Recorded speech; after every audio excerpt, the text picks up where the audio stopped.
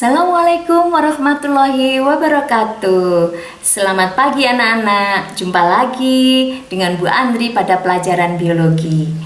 Pada kali ini Bu Andri akan membahas pertanyaan-pertanyaan yang kalian sampaikan melalui grup WhatsApp. Oke, apa itu? Yang pertama akan saya bahas di sini adalah pertanyaan yang disampaikan oleh kelas 12 MIPA 10. Yang pertama adalah mengapa dalam proses sintesa protein rangka bacanya harus dari 53? Oke, anak-anak, yang dibaca dalam proses sintesa protein itu adalah kodon-kodon yang dibawa oleh mRNA. Kita tahu mRNA itu proses pemanjangannya adalah dari arah 5 ke 3.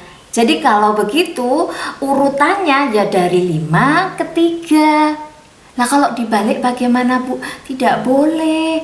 Nah kenapa Ibu? Karena ini ada hubungannya dengan struktur dari nukleotida. Awas diingat lagi, struktur nukleotida itu terdiri dari gugus fosfat, ribosa, dan basa nitrogen. Nah syarat yang paling penting di sini adalah gugus fosfat itu harus berikatan dengan atom C nomor 5 dari gula ribosa.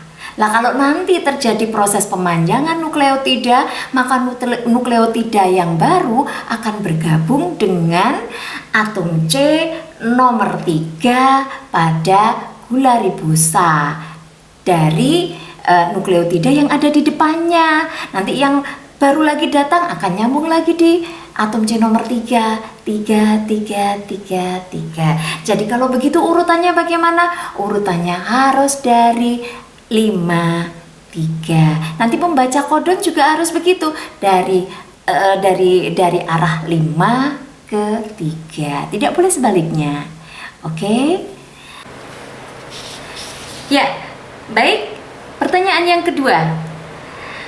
Pertanyaan yang kedua adalah apakah rantai template itu selalu rantai 35? Oke anak-anak,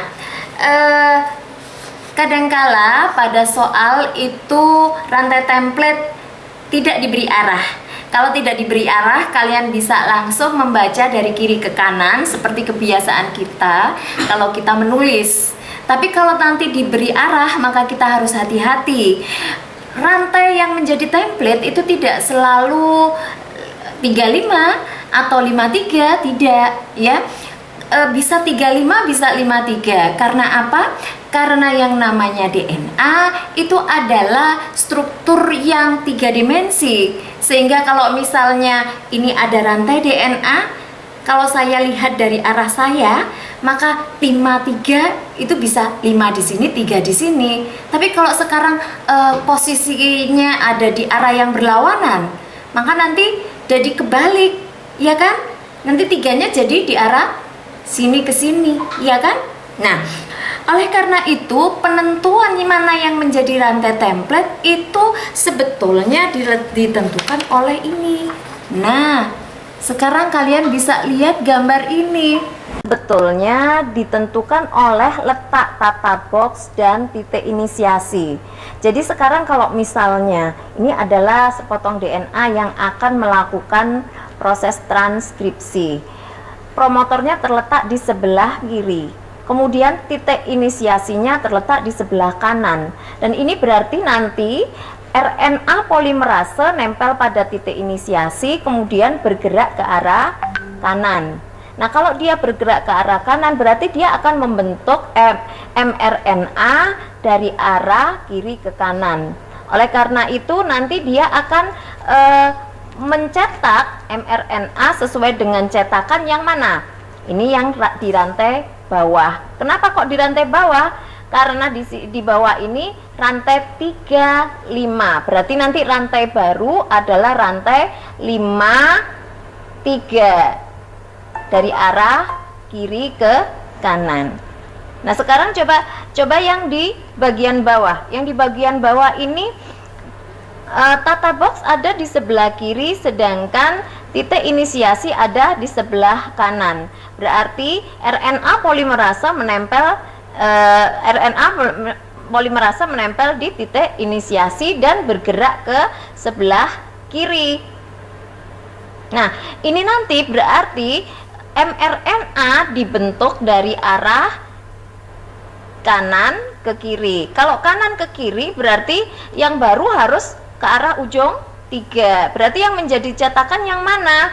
Yang atas, yang rantai 5, 3. Demikian anak-anak, semoga ini bisa difahami dengan baik. Terima kasih. Pertanyaan ketiga adalah tentang apakah itu splicing? Oke, apakah itu splicing? Splicing itu adalah proses yang dilakukan terhadap RNA-M. Jadi kalau pada DNA pada sel prokariotik, RNA-M yang terbentuk setelah transkripsi ini bisa langsung ditranslasikan menjadi protein. Akan tetapi kalau pada sel eukariotik ini harus melalui proses splicing dulu.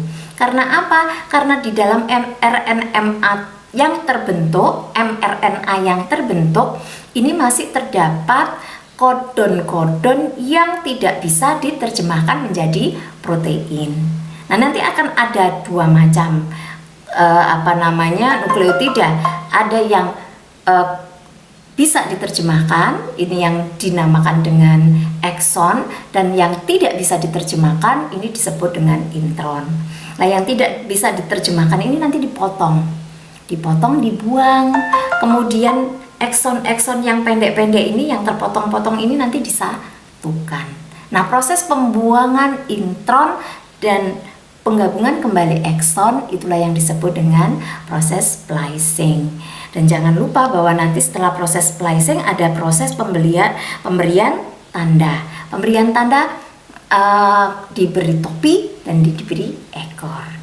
5 aksen GTP topinya, kemudian ekornya adalah AAAA, polietil. Ya. Baik, pertanyaan keempat anak-anak, di sini ditanyakan samakah primer dengan promotor? Oke, hampir sama tapi berbeda. Ya, kalau primer itu adalah sepotong RNA yang bertugas untuk memulai proses replikasi DNA. Tapi kalau promotor itu daerah pada DNA yang ditandai dengan adanya pasangan basa nitrogen TAA, ya, tata box. Itu nanti promotor akan menempel di situ, kemudian ini akan menjadikan petunjuk bagi RNA polimerase untuk mencari titik inisiasi, di mana titik inisiasi itu letaknya kira-kira 25 nukleotida dari promotor ini, di arah kiri atau di arah kanan. Demikian. Baik, pertanyaan kelima. Pertanyaan kelima adalah apakah itu signal sequence? Signal sequence adalah urutan asam amino yang menunjukkan tujuan akhir daripada protein. Jadi nanti kalau protein itu sudah jadi, dia mau dikirim kemana? Kemana alamat akhirnya? Ya, untuk asam amino, untuk protein dengan urutan asam amino tertentu pada awalnya, ya, sekuen pada awalnya saja, nggak sampai akhir, hanya sekuen awalnya saja, nanti akan dikirim ke kloroplas kah, atau ke mitokondria kah, atau ke RE kah, atau kan nanti akan dikirimkan keluar sel untuk dimanfaatkan oleh sel lain. Demikian anak-anak. Oke, terima kasih. Sampai di sini tayangan question and answer dari Bu Andri. Silahkan kirimkan pertanyaan-pertanyaan kalian melalui WhatsApp group dan akan segera saya jawab. Assalamualaikum warahmatullahi wabarakatuh.